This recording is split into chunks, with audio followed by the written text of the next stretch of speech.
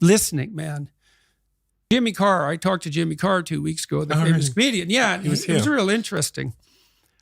He said comedy is the most dialogical of the entertainment forms. And I thought, well, what do you mean by that? Because you're just, it's a monologue, right? Now, I do monologues, but I pay attention to the audience, right? I'm always talking to individual people in the audience and watching their reactions and listening to the audience as a whole. So even though it's a lecture, let's say, or a talk, I'm watching the audience and responding. So we're in a kind of dance.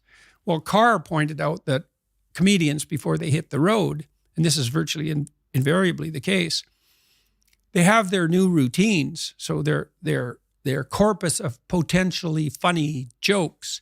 And then they do 200 shows in front of small audiences. And the audience either laughs or doesn't. And if you're listening, you collect all the jokes that people laugh at. If you do that 200 times, you have nothing but hilarious material. But you listen, and then you can go out on the road. And that was very interesting to me because humor is a mysterious phenomenon experientially and conceptually. And it's sort of precognitive and instinctual, but it's also extremely sophisticated.